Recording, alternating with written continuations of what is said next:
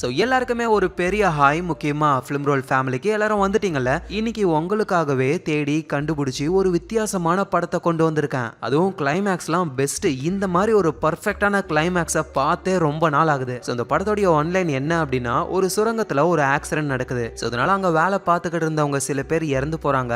அவங்களோட உடம்பெல்லாம் ஒரு டாக்டர் பிரேத பரிசோதனை பண்றாரு. ஸோ ஒவ்வொரு உடம்பா அவர் செக் பண்ணி பார்க்கும்போது தான் நம்ப முடியாத ஒரு விஷயம் அவருக்கு தெரிய வருது. அது என்ன அப்படின்றது தான் இந்த படத்தோடைய முழு கதையே. ஸோ என்ன மாதிரியே சைஃபை ஜானர்லாம் உங்களுக்கு ரொம்ப பிடிக்கும் அப்படின்னா இந்த படத்தோடைய கிளைமேக்ஸ் வேற லெவல்ல இருக்கும் உங்களுக்கு. ஸோ கதைக்குள்ள போகிறதுக்கு முன்னாடி நீங்க வந்திருக்கிற இடம் ஃபிலிம் ரோல். யார் யாரெல்லாம் சப்ஸ்கிரைப் பண்ணலையோ மறக்காம சப்ஸ்கிரைப் பண்ணி உங்க சப்போர்ட்டை கொடுங்க. ஸோ இன்னைக்கு நம்ம பார்க்க போற படம் என்ன அப்படின்னா 2022 வருஷத்துல ரிலீஸ் ஆன தி அட்டாப்சின்ற ஒரு ஸ்பானிஷ் சைஃபை த்ரில்லர் மூவியை தான் பார்க்க போறோம்.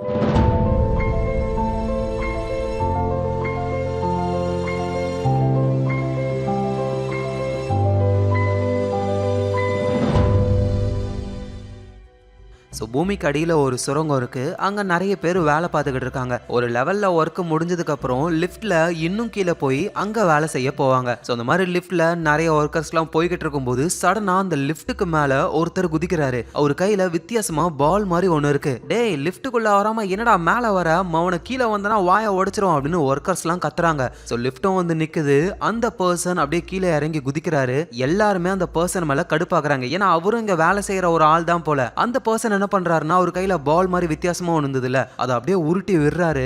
அந்த பால்ல இருந்து அப்படியே லைட் மாதிரிலாம் எரியுது. அப்புறம் அந்த பாலை சுத்தி இருக்கிற குட்டி குட்டி கல்லுலாம் அப்படியே அந்த இடத்துல பறக்குது. இதை பார்த்து அங்க இருக்கிற ஒர்க்கர்ஸ்லாம் ஷாக் ஆகுறாங்க. சடனா அந்த பால்ல இருந்து ஒரு பெரிய பிளாஸ்ட். அவ்வளவுதான். அந்த பாலை உருட்டி விட்டான்ல அந்த ஆளையும் சேர்த்து இன்னும் சில பேர் இறந்து போயிட்டாங்க. ஸோ அவங்களுக்காக மெமோரியல் எல்லாம் ரோட்ல வச்சிருக்காங்க. சரி இந்த மெமோரியல் மட்டும்தான் இருக்கான்னு பார்த்தா அந்த ஊருடைய போஸ்ட் கம்பத்துல முழுக்கவே மிஸ்ஸிங் போஸ்டர்ஸ் நிறைய இருக்கு. ஏன்னா அந்த ஊர்ல நிறைய பேர் காணாம போயிருக்காங்க போல. சோ இப்படி இருக்கிற இந்த ஊருக்கு ஒரு டாக்டர் பஸ்ல வந்து இறங்குறாரு. இறங்கி கொஞ்சம் தூரம் நடந்து போன உடனே அவருக்கு வயிறு ரொம்ப வலிக்குது. அப்படியே ஓரமா வயித்தை பிடிச்சுக்கிறாரு டாக்டர். அதுக்கப்புறமா அந்த வலியை காட்டிக்காம ஸ்ட்ரைட்டா போலீஸ் ஸ்டேஷனுக்கு போறாரு. அங்க இந்த ஊருடைய ஷெரீஃப் இருக்காரு. இந்த டாக்டரும் ஷெரீஃபும் ரொம்ப வருஷமா ஃப்ரெண்ட்ஸ். சோ டாக்டரும் ஷெரீஃப் கிட்ட என்னடா டேய் அந்த சுரங்கத்துல ஒரு 10 பேர் இறந்து போயிட்டாங்க, அவங்களுக்கு நான் பிரேத பரிசோதனை பண்ணணும், அதுக்கு நான் நாளைக்கே வந்திருப்பேனே, எதுக்கு இப்பயே உடனடியா வர சொன்னேன்? ஏன்னா டாக்டர் விஷயம் அந்த அளவுக்கு சீரியஸ். நார்மலா ஒரு சுரங்கத்துல ஆக்சிடென்ட் ஆகி யாராவது இறந்து போயிட்டாங்கன்னா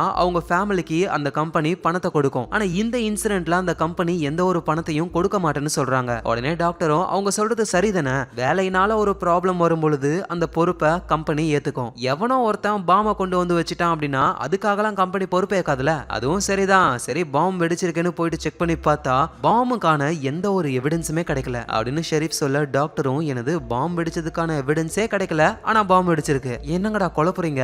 அதுதான் டாக்டர் இங்க பிரச்சனையே. நீங்க என்ன பண்றீங்க, அந்த பிளாஸ்ட்னால இறந்து போனவங்க உடம்பெல்லாம் பிரேத பரிசோதனை பண்ணி அவனுங்க பாம்பு பிளாஸ்ட்னால இறந்து போனானுங்களா இல்ல வேற ஏதாவது நாள இறந்து போனாங்களா அப்படின்னு நீங்க தான் கண்டுபிடிச்சு கொடுக்கணும். அதுக்காக தான் நான் உங்களை வேக வேகமா வர சொன்னேன். அட நீ ஒன்னும் கவலைப்படாத ஷெரீஃபே, நம்ம ஈஸியா கண்டுபிடிச்சிடலாம். ஆமா இந்த ஊர்ல நடக்கிற எல்லாத்துக்குமே ஒரு லிங்க் இருக்குன்னு சொன்னியே, அப்படி இந்த ஊர்ல என்னதான் நடக்குது? சோ ஷெரீஃபும் நடந்த விஷயங்களை சொல்ல ஆரம்பிக்கிறாரு. ஒரு சில மாசத்துக்கு முன்னாடி இந்த ஊர்ல ஒருத்தன் காணாம போயிட்டான். இது ஜஸ்ட் ஒரு நார்மலான விஷயம் அப்படின்னு நாங்க விட்டுட்டோம். அடுத்தது ஒரு வாரம் கழிச்சு ஒரு பொண்ணு காணாம போயிட்டா. சோ எங்களுக்கு லைட்டா டவுட் வந்தது. சரி நான் அதையும் விட்டா அந்த ஒரு மாசத்திலேயே 6 பேருக்கு மேல காணாம போயிட்டாங்க. சோ நாங்களும் எவ்வளவோ தேடி பார்த்துட்டோம். காணாம போனவங்க எங்க போனாங்கன்னு எந்த ஒரு இன்ஃபர்மேஷனும் எங்களுக்கு கிடைக்கவே இல்லை. தொடர்ந்து இந்த ஊருக்குள்ள நிறைய பேர் காணாம போய்கிட்டே இருந்தாங்க. சோ இது எல்லாத்துக்கும் ஒரு முடிவை கட்டணும். காணாம போனவங்க எங்க இருக்காங்க அப்படின்னு கண்டுபிடிக்கணும்ன்றதுக்காக போலீஸான நாங்களும் மக்களும் சேர்ந்து காட்டுக்குள்ள ஒன்னா தேட ஆரம்பிச்சோம். சோ அப்பதான் ஒரு விஷயத்தை பார்த்தோம். சார் சார் அங்க ஏதோ ஒரு பேக் இருக்கு அப்படின்னு ஒரு குட்டி பையன் ஓடி வந்து சொல்ல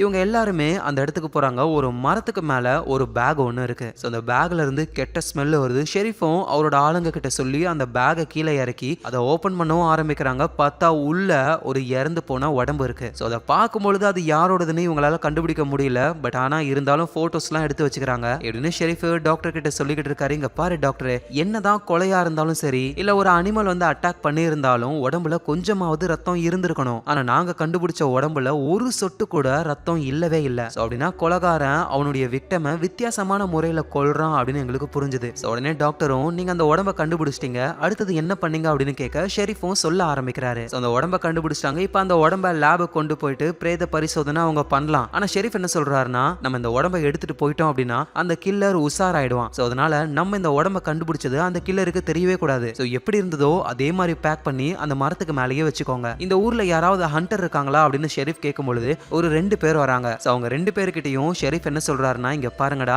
எப்பவுமே கொலைகாரன் அவன் கொலை பண்ண விஷயங்களை ஒரு இடத்துல வைக்கிறான் அப்படின்னா அடிக்கடி அந்த இடத்துக்கு வருவான்னு அர்த்தம். சோ கண்டிப்பா இந்த இடத்துக்கு வருவான். நீங்க என்ன பண்றீங்கன்னா இந்த இடத்துலயே ஒளிஞ்சுக்கோங்க. அந்த கில்லர் வரும்பொழுது அவன் யாருன்னு பார்த்து தகவல் உடனே எங்களுக்கு சொல்லணும், புரியுதா அப்படின்னு ஷெரீஃப் அந்த ஹண்டர்ஸ்க்கு வாக்கி டாக்கி எல்லாம் கொடுத்துட்டு அவங்கள பத்திரமா இங்க இருக்க சொல்லிட்டு மீதி இருக்கிற எல்லாருமே கிளம்பி போயிடுறாங்க. சோ நைட் டைம் ஆகுது. ஷெரீஃப் வாக்கி டாக்கி மூலியமா அந்த ஹண்டர்ஸ் கிட்ட கான்டாக்ட் பண்ணலான்னு ட்ரை பண்ணா அந்த ஹண்டர்ஸ் ரிப்ளைவே பண்ணவே மாட்டாங்க. சரின்னு ஷெரீஃப் அவரோட ஆளுங்களை கூட்டிட்டு நேரா அந்த இடத்துக்கு போறாரு. போய் பார்த்தா இவங்க கொடுத்த வாக்கி டாக்கி கீழே இருக்கு. அதோட இதுக்கு முன்னாடி ஒரு உடம்ப கண்டுபிடிச்சிருப்பாங்கல்ல, அதே மாதிரி இந்த ஹண்டர்ஸோட உடம்பு ஒரு பேக் உள்ள இருக்கு. சோ அந்த கொலைகாரன் வந்து மறைஞ்சிருந்த ஹண்டர்ஸை கண்டுபிடிச்சி அவங்கள போட்டு தள்ளிட்டான். சோ எப்படியாவது இந்த கொலைகாரனை கண்டுபிடிச்சே தீரணும்னு எனக்கு எவ்வளவு வெறி இருந்ததுன்னு தெரியுமா டாக்டர். சோ அடுத்த நாளே எனக்கு ஒரு ஃபோன் கால் வந்தது. நாங்க முதல்ல கண்டுபிடிச்ச அந்த உடம்பு அது யாரோடதுன்னு அப்ப எங்களுக்கு தெரியல. ஆனா நாங்க எடுத்த போட்டோவெல்லாம் வச்சு அனலைஸ் பண்ணி பார்க்கும்பொழுது இறந்து போனவரு ஏபல்னு ஒரு பர்சன் அப்படின்னு எங்களுக்கு தெரிய வந்தது.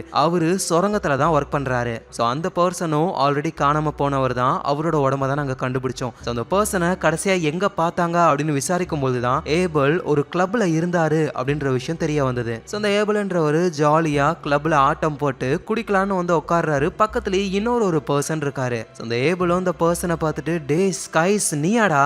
எது ஸ்கையா? எக்ஸ்கியூஸ் மீ, என்னோட பேரு ஸ்கைலாம் கிடையாது, என்னோட பேரு ஆலன் அப்படின்னு அந்த பர்சன் சொல்றாரு. எது ஆலனா? ஸ்கை, உனக்கு ஞாபகம் இருக்கா? நீயும் நானும் அந்த சுரங்கத்துல தான் ஒர்க் பண்றோமே. கொஞ்சம் மாசத்துக்கு முன்னாடியே திடீர்னு நீ வேலைக்கும் வரல, எங்க இருக்குன்னு ஒண்ணுமே தெரியல. இப்பதான் உன்னை பாக்குறேனே, எங்க போயிருந்த? சார் நான் தான் சொல்லல, நீங்க வேற யாரோ நினைச்சு என்கிட்ட பேசிக்கிட்டு இருக்கீங்க. என்னோட பேரு ஆலன். இல்ல எனக்கு நல்லாவே தெரியும் நீ ஸ்கை தான் அப்படின்னு சொல்லும் பொழுது அந்த ஆலன்ன்றவரு அப்படியே அந்த ஏபிளை ஒத்து பாக்குறாரு. ஆலனோட கண்ணு அப்படியே லைட் எரியற மாதிரி மினுக்குது. ஏபிளோட கண்ணும் மினுக்க ஆரம்பிக்குது. ஏபிள் வந்து என்னமோ வசியம் பண்ண மாதிரி ஆலனை உத்து பார்த்துக்கிட்டே இருக்காரு. உனக்கு என்ன, நான் ஸ்கையா ஆலனான்னு தெரிஞ்சுக்கணும் அவ்வளவுதானே? உங்ககிட்ட நான் சொல்றேன், ஆனா தனியா தான் சொல்லுவேன். இப்ப நீ நான் சொல்றதெல்லாம் அப்படியே கேட்கணும், புரியுதா? உங்ககிட்ட இருக்கிற கிளாஸ் ஆஃப் பியரை கீழே தள்ளி விடு. அப்படியே போதையில தள்ளாடுற மாதிரி நட. நான் உன்னை டிராப் பண்ணட்டுமான்னு கேட்கறேன். உன் கார் சாவியை என்கிட்ட கொடு. நான் சொல்றத அப்படியே பண்ணனா உனக்கு எல்லா உண்மையும் தெரிய வரும் அப்படின்னு வசியம் பண்ண மாதிரி இந்த ஆலன் சொல்ல அதுக்கு ஏத்த மாதிரி ஏபிளும் அந்த பியரை தள்ளி விடுறாரு. அப்படியே போதையில தள்ளாடுற மாதிரி பண்றாரு. உடனே இந்த ஆலனு, ஓ என்னப்பா ரொம்ப போதையில இருக்க போலயே, சரி ஓகே உன்னை நான் டிராப் பண்றேன், உன் கார் சாவியை கொடு அப்படின்னு கேட்க அந்த ஏபிளும் மந்திரிச்சு விட்ட ஆடு மாதிரி கார் சாவியை கொடுத்துடுறாரு. சோ அந்த ஆலன் அப்படியே ஏபிளை கூட்டிட்டு போறாரு. அங்க இருந்தவங்க எல்லாம் இந்த விஷயங்களை பார்த்திருக்காங்க. சோ அதனாலதான் ஷெரீஃபுக்கும் இந்த விஷயங்கள்லாம் தெரிய வந்தது. சோ அதுக்கப்புறமா அந்த ஏபிள் எங்க போனாருன்னு யாருக்குமே தெரியல. இப்பதான் அந்த மரத்துக்கு மேல மூட்டையில இருந்து கண்டுபிடிச்சிருக்காங்க. சோ அப்படின்னு டாக்டர் கிட்ட ஷெரீஃப் சொல்லிக்கிட்டு இருக்காரு. உண்மையிலேயே அவனோட பேரு ஆலன்லாம் கிடையாது, ஸ்கைஸ் தான். சோ ஸ்கை எங்க இருக்கான் அப்படின்னு தேடி பார்க்கும் பொழுது அந்த பயபுள்ள 9 மாசத்துக்கு முன்னாடியே காணாம போயிட்டானா. நடு ராத்திரியில காட்டுக்கு நடுவுல வானத்துல அந்த விண்கற்கள்லாம் விழும்ல, அதை பாக்குறதுக்காக போனவன் திரும்ப வரவே இல்லையா. அதுக்கப்புறம் ஸ்கைக்கு என்ன ஆச்சுன்னு தெரியல. ஆனா திடீர்னு ஆலன்ன்ற பேர்ல அந்த ஸ்கை ஊருக்குள்ள நடமாட ஆரம்பிச்சிருக்கான். சோ அகைன் அந்த சுரங்க வேலைக்கும் வந்திருக்காரு அப்படின்ற விஷயம் கேள்விப்பட்டு உடனே நாங்க அந்த ஆலன் வாடகைக்கு இருக்கிற வீட்டை கண்டுபிடிச்சி ஸ்ட்ரைட்டா நாங்க அங்க போனோம். நாங்க போன நேரம் ஆலன் வீட்ல இல்ல, அவர் அந்த சுரங்கத்துல வேலை பார்த்துக்கிட்டு இருக்காரு போல அப்படின்னு ஷெரீஃப் தொடர்ந்து சொல்றாரு. ஷெரீஃபும் அவரோட ஆளுங்களும் ஆலனுடைய அந்த அபார்ட்மெண்ட்டுக்கு போயிட்டு ஏதாவது ஆதாரம் கிடைக்குமா அப்படின்னு தேடும்பொழுது இறந்து போனார்ல அந்த ஏபிள் உடம்பு கூட கிடைச்சது. அந்த ஏபிளுடைய ஐடி கார்டுலாம் இருக்கு. இது ஒண்ணு போதும் இந்த ஆலன் தான் குற்றவாளி அப்படின்னு நிரூபிக்க. சோ சீஃபும் அவரோட ஆளுங்களும் ஆலனை அரெஸ்ட் பண்ணலான்னு அந்த சுரங்கத்துல தானே இப்ப அவர் வேலை பார்த்துக்கிட்டு இருக்காரு. அந்த இடத்துக்கு போகலாம்னு நினைக்கும் பொழுது ஆலனுடைய அபார்ட்மெண்ட்லயே உருண்டையா வித்தியாசமா ஏதோ ஒரு பொருள் இருக்கு. அதுவும் அந்த பொருள்ல இருந்து கெட்ட வாடை அடிக்குது. சோ அதையும் எடுத்து கார்ல போட்டுக்கிட்டு நேரா அவங்க அந்த சுரங்கத்துக்கு போறாங்க. அங்க போன உடனேயுமே ஆலனுக்கு டவுட் வந்துருச்சு, ஐயோ நம்மள அரெஸ்ட் பண்ண போறாங்களோ அப்படின்னு. சோ உடனே அவரு தெரிஞ்சுக்கிட்டு ஓடுவாருன்னு பார்த்தா நேரா போலீஸ் கார் கிட்டே வந்து கண்ணாடியை உடைச்சு அந்த உருண்டையா இருக்குல்ல அதை எடுத்துக்கிட்டு சுரங்கத்துக்குள்ள ஓட ஆரம்பிக்கிறாரு. பின்னாடியே நம்ம சீஃபும் அவரோட ஆளுங்களும் திறத்துக்கிட்டே வராங்க. ஆனா அந்த ஆலன் லிப்ட் மேல அப்படியே எகிரி குதிச்சு கீழே போகிறாரா. சீஃபால அதுக்கு மேல ஃபாலோ பண்ணவே முடியல, அப்படியே எட்டி பார்த்துக்கிட்டு இருக்காங்க. சோ இந்த விஷயங்களை தான் இந்த கதையுடைய ஸ்டார்டிங்ல நம்ம பார்த்தோம். சோ அதுக்கப்புறம் என்ன நடக்கும்னு நமக்கு தெரியும். அந்த ஆலன்ன்றவரு அந்த பாலை உருட்டி விடுவாரு. அதுல இருந்து கலர் கலர் கலரா என்னமோ லைட் எரிஞ்சு அப்படியே ஒரு பிளாஸ்ட் நடக்கும். ஸோ அங்க இருந்தவங்க எல்லாம் இறந்து போவாங்க. அந்த பிளாஸ்டோடைய இம்பாக்ட் மேல இருக்கிற சீஃபோட முகத்துல அடிக்குது. அப்படியே காத்து பலமா அடிச்சு பறந்து போய் விழுறாங்க இவங்க. ஸோ இந்த ஆலனுக்கு அந்த உருண்டையான பொருள் என் காருக்குள்ள தான் இருக்குன்ற விஷயம் எப்படி தெரியும்? அதை எடுத்துக்கிட்டு போனதுக்கு அப்புறம் தான் ஒரு பிளாஸ்ட் ஆச்சு. கீழே போயிட்டு நாங்க அதுக்கப்புறமா அந்த பொருள் இருக்கான்னு தேடி பார்த்தோம். அதுக்கான அடையாளமே சுத்தமா இல்ல. ஸோ இந்த இன்சிடென்ட்னால அந்த ஆலனோட சேர்த்து 10 பேர் இறந்து போயிட்டாங்க. ஸோ டாக்டர், இவங்கள பிரேத பரிசோதனை பண்றதுக்காக தான் நீங்க வந்திருக்கீங்க. முக்கியமா அந்த ஆலனை நீங்க பண்ணியே ஆகணும். ஏன்னா அந்த ஆலனுடைய உடம்பு கிட்ட நாங்க போகும்பொழுது எங்க உடம்புலாம் அப்படியே சிலுத்துக்குது. எங்க கிட்ட யாரோ பேசுற மாதிரிலாம் சவுண்ட் கேக்குது. எங்க எல்லாருக்கும் பேய் பிடிச்சிக்கிச்சோம்லாம் நாங்க நினைச்சோம். ஸோ அதனாலேயே அவன் உடம்ப தொடுறதுக்கு கூட எல்லாரும் பயப்படுறாங்க. ஸோ நீங்க இந்த வேலையை சிறப்பா பண்ணி கொடுக்கணும் அப்படின்னு டாக்டரை கூட்டிட்டு நேரா அந்த இறந்து போனவங்களோட உடம்பெல்லாம் வச்சிருப்பாங்கல்ல அந்த இடத்துக்கு போறாங்க. ஸோ கார்ல போய்கிட்டு இருக்கும்போது ஷெரீஃப் டாக்டரை பார்த்து, என்ன டாக்டர் ஒரு மாதிரி இருக்கீங்களே ஆளு, என்ன விஷயம்? இல்ல அதெல்லாம் ஒன்றும் இல்லை. அட நீயும் நானும் எவ்வளோ வருஷம் ஃப்ரெண்டு, சொல்லு டாக்டரே. அது என்னன்னா எனக்கு வயிற்றுல கேன்சர், இன்னும் கொஞ்சம் மாசம் தான் உயிரோட இருப்பேன்னு டாக்டர் சொல்லிட்டாரு. ஸோ அதனால என்னுடைய கடைசி நாட்களுக்காக வெயிட் பண்ணிக்கிட்டு இருக்கேன். டேய் என்னடா இவ்வளோ அசால்ட்டா சொல்ற? அட என்ன நான் என்ன புது விஷயத்தையா சொல்லிக்கிட்டு இருக்கேன்? எல்லாருமே ஒரு நாள் போக வேண்டிய இடம் தான் அது, என்ன நான் கொஞ்சம் முன்னாடி போறேன் எப்படின்னா அவரு சொல்ல ஷெரீஃபுக்கும் என்ன சொல்றதுன்னு தெரியாம ஸ்ட்ரைட்டா அவங்க மார்ச்சுரிக்கு வராங்க. எங்க பாரு டாக்டரே, இங்க அவ்வளவா வசதி கிடையாது, அடிக்கடி கரண்ட்லாம் போகும். ஆனா நீ ஒன்றும் கவலைப்படாத, உடனே ஜென்ரேட்டர் ஆன் ஆயிடும். இன்னைக்கு இந்த இடத்துல யாரும் கிடையாது, நீ நானும் மட்டும்தான். சரி வா, நான் அந்த பாடிஸ் எல்லாம் காட்டுறேன் அப்படின்னு சொல்லி ஒரு ரூம்குள்ள வராங்க. அது ஃப்ரீசர் ரூம். ஏன்னா உடம்புலாம் கெட்டு போக கூடாதுல. ஸோ நல்லா கூலிங்கா இருக்கு அந்த ரூம். ஒவ்வொரு உடம்பையா ஷெரீஃப் காட்ட டாக்டரும் அதை பார்த்துக்கிட்டே வராரு. ஆனா லாஸ்டா அந்த ஆலனுடைய உடம்பு இருக்கு. என்னால அவன் பக்கத்துல மட்டும் வரவே முடியாதுப்பா. செத்து என்னதான் பொணமா இருந்தாலும் எனக்கு பயமா இருக்கு தெரியுமா அப்படின்னு அவரு சொல்றாரு. உடனே நம்ம டாக்டரும், டே அதெல்லாம் நான் பாத்துக்கிறேன், இங்க பாரு நீ ரொம்ப டயர்டா இருக்கிற மாதிரி தெரியுது, நீ போயிட்டு தூங்கு, எல்லா வேலையும் நானே பாத்துக்கிறேன். ஆனா நீ எப்படா தனியா?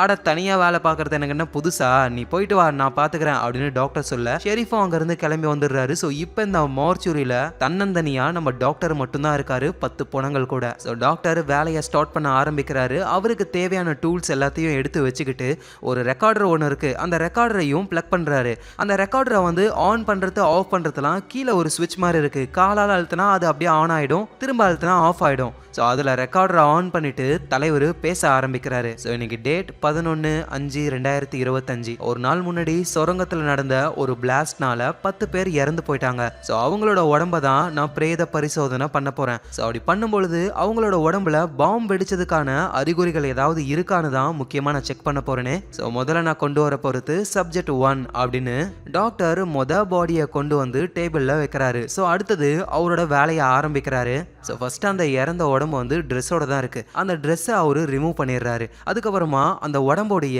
தலை முடி இருக்குல்ல, அதுல தண்ணியை ஊத்தி அந்த தண்ணியை ஒரு டியூப்ல எடுத்து அதையும் டெஸ்ட் பண்றாரு. ஸோ எந்தெந்த ஆங்கிள் எல்லாம் ஒரு பாம்பு பிளாஸ்ட்னால தான் இவர் இறந்து போனாரா அப்படின்னு செக் பண்ண முடியுமோ அந்தந்த ஆங்கிள் எவிடன்ஸை கலெக்ட் பண்ண ஆரம்பிக்கிறாரு. அப்புறம் வழக்கம் போல பிரேத பரிசோதனையில என்ன பண்ணுவாங்க, ஆட்டை அறுக்கிற மாதிரி அந்த உடம்ப அறுக்கிறாரு. என்னால இந்த விஷயத்த உங்களுக்கு காட்ட முடியாது, ஏன்னா யூடியூப் காரன் என்ன புடிச்சு போட்டுருவான். ஸோ டாக்டர் அந்த உடம்ப செக் பண்ணி பார்த்த வரைக்குமே ஒரு பாம்பு பிளாஸ்ட்னால என்னென்ன இம்பாக்ட் ஆகுமோ அந்த மாதிரி தான் இந்த உடம்புல ஆகிருக்கு. ஸோ இதையும் ரெக்கார்டர்ல ரெக்கார்ட் பண்ணிட்டு இந்த உடம்ப எடுத்து வச்சுட்டு அடுத்த உடம்ப எடுத்துட்டு வரலாம்னு நினைக்கும் பொழுது டாக்டர் திடீர்னு அப்படியே ஸ்டன் ஆகுறாரு. அவருடைய கழுத்துக்கு பின்னாடி அப்படியே புல்லரிக்க ஆரம்பிக்குது. சடனா அவரோட காதுக்கு இங்க இருக்காத, ஓடிடு அப்படின்ற மாதிரி யாரோ சொல்றாங்க.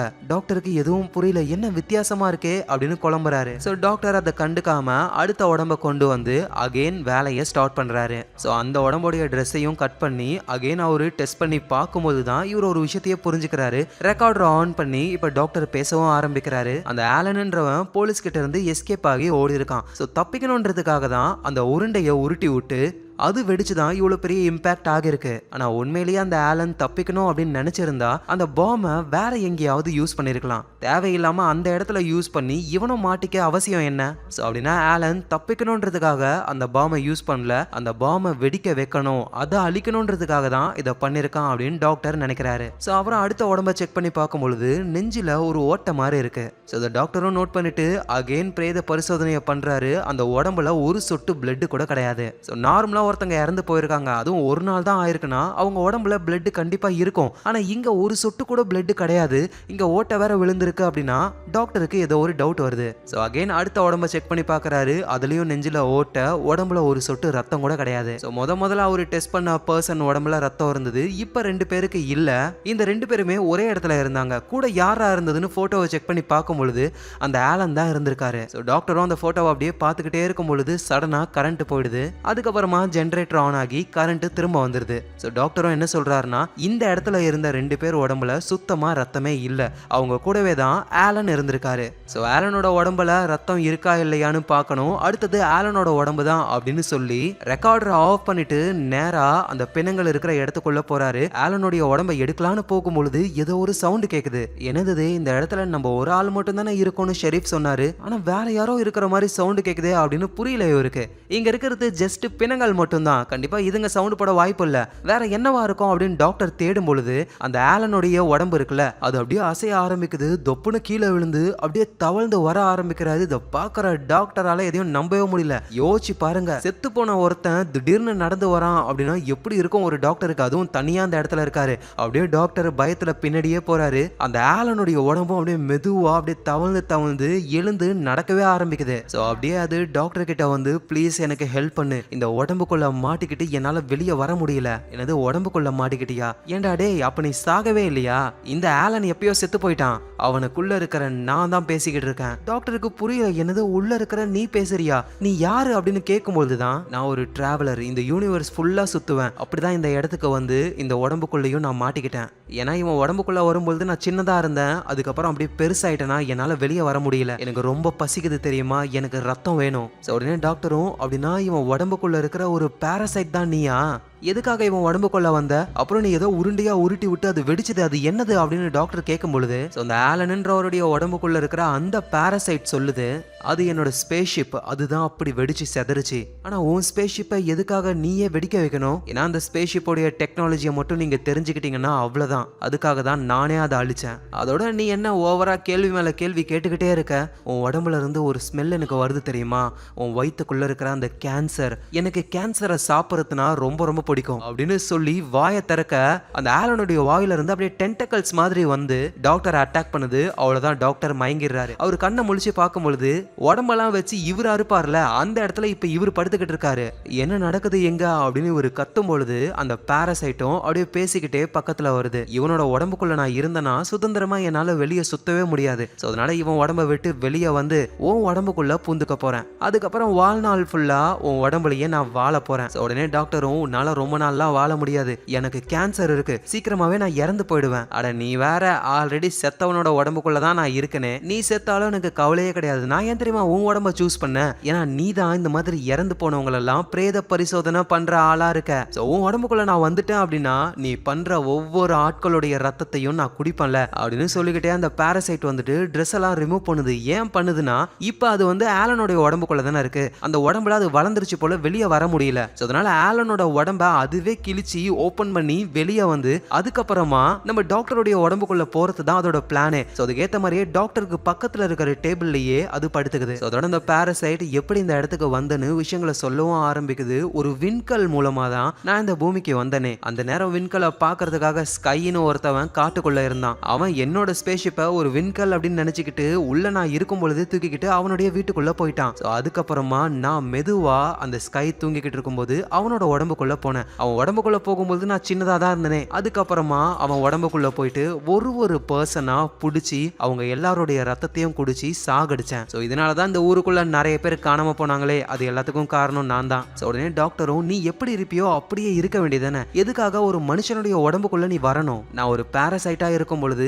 எனக்கு கண்ணும் தெரியாது, காதும் கேட்காது, எந்த ஒரு உணர்ச்சியுமே இருக்காது. ஆனா நான் மனுஷனோட உடம்புக்குள்ள போன உடனேயுமே உங்களுடைய சென்சஸை யூஸ் பண்ணி என்னால பார்க்க முடியும், எல்லா சென்ஸையும் உணர முடியும். இன்னும் கொஞ்ச நேரத்துல இவன் உடம்புல இருந்து நான் வெளியே வந்து உன் உடம்புக்குள்ள வந்துருவேன். அப்புறம் ஒன்ன தேடி அந்த ஷெரீஃப் கண்டிப்பா வருவான். அந்த ஷெரீஃபை தான் நான் சாப்பிடணும்னு ரொம்ப நாளா ஆசைப்பட்டேன், மாட்டவே இல்ல அவன். உன் உடம்புல வந்ததுக்கு அப்புறம் நம்மளோட சாப்பாடே அந்த ஷெரீஃப் தான். ஏன்னா நான் அவ்வளோ பசியில இருக்கேன். அந்த இன்சிடென்ட் நடந்ததுக்கு அப்புறம் என் பக்கத்துல இருந்த ஒரு 2 பேரோட நெஞ்சில ஓட்ட போட்டு அவங்க ரத்தத்தை நான் குடிச்சேன். ஆனா உன் புண்ணியத்துல இனிமே நான் தினமும் ஜாலியா சாப்பிட போறேன். அப்புறம் கொஞ்ச நாள் கழிச்சு இந்த பூமியில என்ன மாதிரியான பாரசைட் சந்தோஷமா வாழலான்னு எங்க ஆளுங்களுக்கு நான் சிக்னல் அனுப்புனேன் அப்படின்னா எங்க ஆளுங்களும் இங்க வருவாங்க. இந்த மனித இனத்தையே கொஞ்சம் கொஞ்சமா நாங்க சாப்பிட்டு சந்தோஷப்படுவோம். இதை கேட்கிற டாக்டரும் என்ன பண்றதுன்னு தெரியல, எப்படியாவது இது எல்லாத்தையும் தடுத்து ஆகணும், ப்ளீஸ் என் உடம்புக்குள்ள வராத.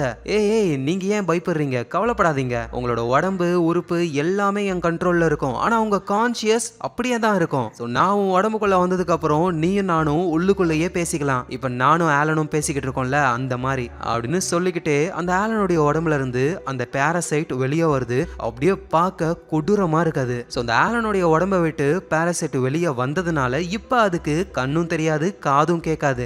உடனே அது டாக்டருடைய உடம்புக்குள்ள போகணும், அதுக்கான வேலையில இறங்குது.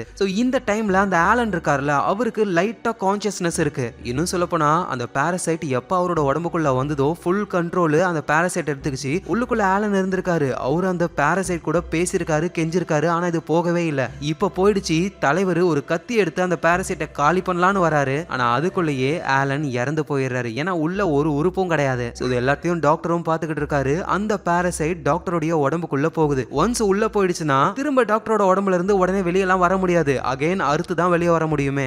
டாக்டரும் யோசிக்கிறாரு, இப்ப நம்ம என்ன பண்ணாலும் அந்த பாராசைட்டுக்கு ஒண்ணுமே தெரியாது. ஏன்னா எந்த ஒரு உணர்ச்சியுமே அதுக்கு கிடையாது. நம்ம உடம்புக்குள்ள அது போகிறதுக்கு முன்னாடி நம்ம ஏதாவது ஒண்ணு பண்ணணும், மனித இனத்தை காப்பாற்றணும் அப்படின்னு சொல்லி யோசிக்கிறாரு. அந்த ஆலன் கையில கத்தி இருந்ததுல, அதை எடுத்து அந்த பாராசைட்டை காலி பண்ணலான்னு ட்ரை பண்றாரு. ஆனா கை எட்டல அவருக்கு. ஏன்னா கையை வந்து அந்த பாராசைட் கட்டி போட்டு வச்சிருந்தது.